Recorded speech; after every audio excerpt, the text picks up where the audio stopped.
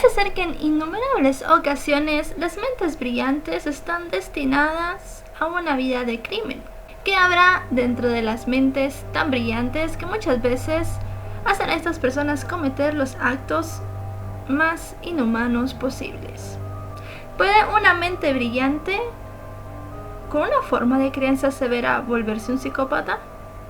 ¿O hubiese cambiado en algo que esa mente brillante que se volvió un asesino tuviese una vida común y corriente? Vamos a hablar de Ed Kemper, el asesino de colegialas. Si le preguntan a él, la culpa de todo la tuvo su madre. Sus malos tratos lo obligaron a hacer los actos más tenebrosos posibles. I cut off her head, and I humiliated her corpse. It's there, you know. A 6 young woman dead because of the way she raises her son. Edmund Kemper nació el 18 de diciembre de 1948 en Burbank, California, Estados Unidos. Tiene 2 hermanas más. Él era el hermano del medio, tiene una hermana mayor y una menor. Su padre era electricista y su madre una ama de casa. El matrimonio fracasaría unos años más tarde, llevándolo al divorcio. La madre tuvo luego de esto 2 matrimonios más, los que de nuevo terminaron en un divorcio. Luego del divorcio, Ed vio a su padre en muy pocas ocasiones, lo cual le provocó una depresión bastante grande, ya que lo admiraba mucho y lo miraba como si fuese un héroe. Se vio tremendamente afectado por la separación y es aquí cuando sus relaciones interpersonales comienzan a tornarse un tanto difíciles. Ed desde pequeño empieza a relacionar todo lo sentimental con la muerte. Es más, su hermana mayor cuenta que él estaba enamorado de una profesora. Ella en tono de broma le preguntó que por qué no la besaba o le daba algún regalo para demostrarle su afecto, a lo que el pequeño Ed contesta que no puede, que para besarla tendría primero que matarla. La hermana se asusta un poco, pero teniendo tan corta edad no logra comprender la magnitud de las palabras y lo deja como un incidente aislado. Ed disfrutaba de torturar y matar animales. Mata a la gata siamesa de su hermana, aduciendo que en casa le prestaba más atención al animal que a él. La entierra en el patio y luego de unos días la desentierra. Pone su cabeza en un palo y la pone en la cabecera de su cama para, según él, dirigirle sus oraciones.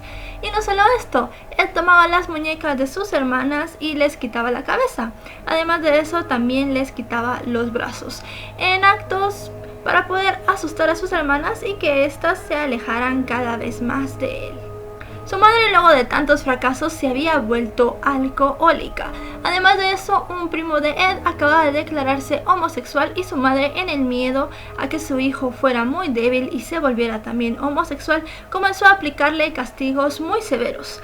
Además de eso, temía mucho que pudiera abusar de sus propias hermanas, así que lo que hacía era encerrarlo en el sótano. Sí. Durante 6 meses, Ed durmió en el sótano de su casa, en un lugar frío y en completa oscuridad. En el otoño de 1963, Ed decide irse a vivir con su padre. Para sorpresa de este, él se había casado con una chica que tenía más o menos la misma edad de Ed. Entra en la escuela, pero no encaja. Sus compañeros no llegan a quererlo del todo y además su joven madrastra siente mucho miedo de él. Para ponernos en contexto de por qué la gente le teme tanto, la madre de Ed medía 1,80 y su padre sobrepasaba casi el 1,95. Nos ponemos a pensar que tuvieron que haber tenido un hijo bastante alto, y eso era lo que era Ed, un muchacho demasiado alto que pasaba más o menos 180 kilos. Así que sí, la gente se asustaba mucho por su aspecto físico. Debido a estos problemas, solo pasa una semana con su padre y este decide enviarlo a la granja de los abuelos paternos de Ed. Ahí es donde el chico empieza a criarse. Pero ¿qué hace una mente como la de Ed en una granja solo con sus 2 abuelos?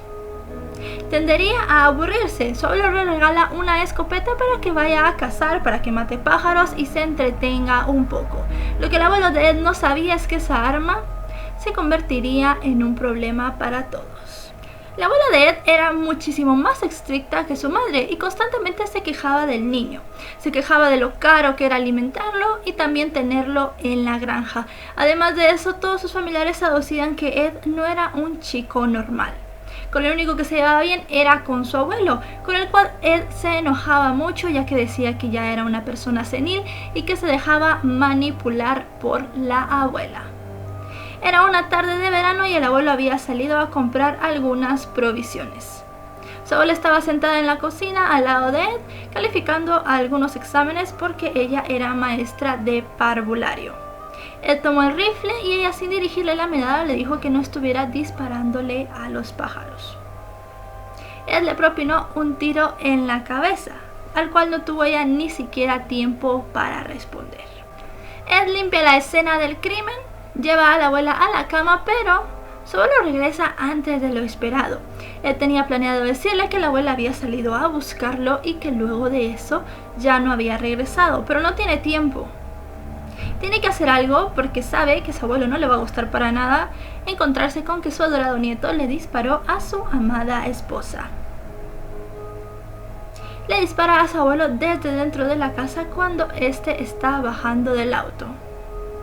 No quería que se enterara que él lo había matado. Llama a su madre y le dice que los abuelos han muerto. Ella no se impresiona. Dice que sabía que algo así podría pasar.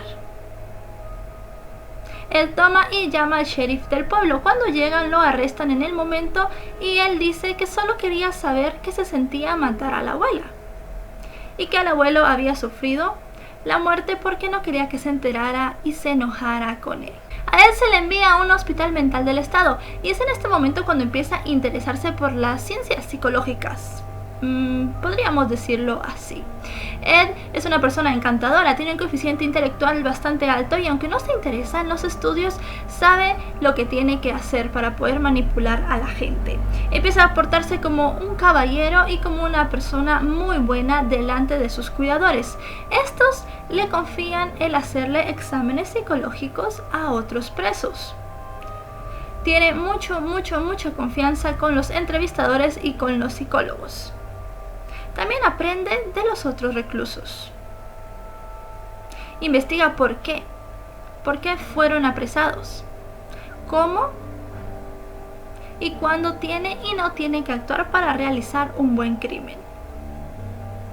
Ed, al final de todo, consigue salir debido a su buena conducta, a su participación en el centro y a la ayuda que ha brindado en él. A pesar de que los especialistas le dicen al Estado que no lo envíen con su madre ya que ella es el nicho de toda su frustración, ellos no escuchan y se lo confieren de nuevo a ella. Para cuando Ed sale, ella se ha mudado a California, al centro de la ciudad, y tiene un trabajo en la Universidad de Santa Cruz. Ed no soporta vivir con ella, así que decide pagar una habitación en la casa de un amigo. Consigue un trabajo y pareciera ser que su vida se va a tornar una vida bastante común. Su madre, para ayudarle, le proporciona la calcomanía de parqueo de la universidad para que Ed se pueda movilizar por todo el campus sin ninguna restricción. Ed se golpea el brazo en un accidente de motocicleta, lo cual lo lleva a darse de baja del trabajo durante algunos meses. Le quitan la motocicleta y obtiene un pequeño Ford amarillo. Este Ford sería el testigo principal de todos sus macabros hechos. ¿Y qué hace una mente tan brillante de nuevo, sin hacer nada? No tiene trabajo, no quiere estar cerca de su madre. Tiene el brazo enyesado, así que tampoco puede hacer mucha actividad. Pasa sus días en el bar local junto con los policías. Él quiere entrar al cuerpo, pero su elevada estatura se lo impide. Así que ingenia un pasatiempo. Toma el Ford amarillo y empieza a dar vueltas por todo el campus, recogiendo a chicas que hacían auto-stop. Él no les hace nada al principio. Lo que quiere hacer es investigar. Quiere ver a qué horas hay menos gente, en qué puntos son los más desolados y a qué chicas son las que puede raptar. Pasa haciendo algunos meses hasta que un día decide que es momento de dar su primer golpe. Y él no lo va a dar como si nada pasara. Se arregla muy bien, se pone su mejor traje y sale en su Ford. Luego de unos minutos dando vueltas por el campus, en una región bastante desolada se encuentra con dos chicas que estaban haciendo autostop porque desean ir de la Universidad de Santa Cruz a Stanford a visitar a una amiga. Deciden subirse con Ed y cuando él da una vuelta que no tiene que dar, las chicas saben que las cosas no van a ir nada bien. Mary-Ann Pesce y Anita Lucheska eran estas dos chicas, las primeras víctimas de Ed. Se unieron a su auto para que les diera un aventón. Ellos estaban buscando ir desde la Universidad de Santa Cruz hasta Stanford a visitar a su amiga el fin de semana. Las asesinó con una navaja. A Mary-Ann en el asiento trasero del automóvil y a Anita en el maletero. Llevó los cadáveres de su casa aprovechando que su compañero de cuarto había salido. Allí los decapitó y los descuartizó. Enterró los cadáveres en un terreno donde nadie los podría encontrar y guardó las cabezas. Un tiempo después, obviamente, tuvo que deshacerse de ellas. Nadie buscaba a las chicas. La policía no puso mucha atención a su desaparición, ya que bueno, era una época donde las chicas solían fugarse los fines de semana a vivir los placeres mundanos de California o con un chico a pasar un fin de semana alocado. Él se sentía confiado ya que nadie sospecharía de él tampoco. Pasaron los meses y no volvió a matar hasta septiembre. Su víctima, una niña de 15 años, quien por su aspecto que parecía mayor, Ed llegó a pensar que era una estudiante universitaria. Ahí Coco era una balletista que había perdido el autobús hacia la escuela. Estaba buscando quien la llevara de regreso a casa y Ed accedió. En el automóvil, Ed le empezó a contar la triste historia de su vida y le dijo que necesitaba hablar con alguien en un lugar alejado porque tenía muchas ganas de suicidarse. Aiko con su noble corazón accedió a cambiar de ruta. Lo que la chica no sabía es que esta noble acción le iba a costar la vida. La asfixia y tiene relaciones con el cadáver. La decapita en el lugar. Entierra el cuerpo y luego, con la cabeza en el maletero, va a casa de su madre para tener la plática más mundana del mundo. Así la llamó Ed. Estuvo en la casa de su madre hablando, como dice él, tonterías con ella durante más de una hora. Lo que Ed quería saber era si su lenguaje corporal lo iba a delatar alguna vez. Acababa de cometer un crimen y nadie se daba cuenta. Su madre no miraba ninguna señal extraña en el comportamiento de su hijo. Ed se sentía increíble. Podía engañar a todo el mundo. Estaba ahí, frente a la mujer que lo había traído al mundo, quien seguramente era quien mejor lo conocía y no se dio cuenta de que su hijo, hacía unos minutos, acababa de asesinar a una pobre chica. Esto le dio muchísima confianza y decidió que era tiempo de guardar menos tiempo entre sus fechorías. Mató a 3 chicas más en el campus durante algunos meses, pero cuando otro asesino serial empieza a actuar en la misma zona de Ed, él se empieza a sentir un tanto intimidado. Y no por el asesino, sino porque este no era tan pulcro ni tan inteligente como Ed. Dejaba muchas pistas y a Ed le ponía nervioso que lo pudieran atrapar debido a las imprudencias de su compañero. Entendió que su carrera criminal tenía que terminar, pero no iba a terminar de cualquier forma. Su carrera criminal iba a terminar con un golpe increíble, el golpe para el que se había estado preparando todo este tiempo. Eran las 5:15 de la mañana y su madre dormía en su habitación. Ed entra con una sábana, un pañuelo y un martillo. Cree que su madre en cierto momento despierta, pero se da cuenta que no, que solo se había movido en su sueño. Es ahí cuando le propina un martillazo. Queda inconsciente, pero se da cuenta que todavía respira. Ed toma el pañuelo y la estrangula. Envuelve el cuerpo en la sábana y lo lleva al baño para limpiarlo. Luego de eso, hace lo mismo. La descuartiza, le quita los brazos y tiene relaciones con la cabeza de su madre, en un acto que para él representaba la humillación de la persona que le había traído tantos desdichas a su vida. Llega un momento en el que Ed ya no sabe qué hacer. Mataba a desconocidas. Enterraba sus cuerpos, tiraba sus cabezas luego de unos días y nadie sospechaba de él. ¿A dónde iba a decir que fue su madre? Porque seguramente si su madre desaparecía tenían que investigarlo a él y a sus hermanas. Empezó a pensar que podía decir que su madre se había escapado, pero para eso necesitaba que también una amiga de su madre desapareciera. Y era la coartada perfecta. Él estaba dando vueltas por el campus, su madre salió con su amiga y ninguna de las dos volvió a aparecer. Ahora bien, necesitaba a la amiga. Él toma la libreta de su madre y empieza a buscar. La elegida, Sally Hallett. Él la invita a casa. Le dice que su madre tardará un poco y ella se sienta en el sofá. Y tira una frase. Me siento muerta. Ed ve esta frase como la señal, una señal del destino que tiene que empezar a actuar ya. Le da varios golpes en el estómago y en la cabeza. Le rompe la tráquea, deja el cadáver tirado y luego sale a tomar unos tragos con sus amigos policías. Ed decide entregarse, pero nadie le cree. Llama varias veces a la policía y estos le cuelgan o lo ignoran. Nadie creía que el bueno de Ed fuera capaz de hacer esas atroces cosas. Él era un hombre gigante, amable y social, un hombre cordial, una persona muy normal en la ciudad.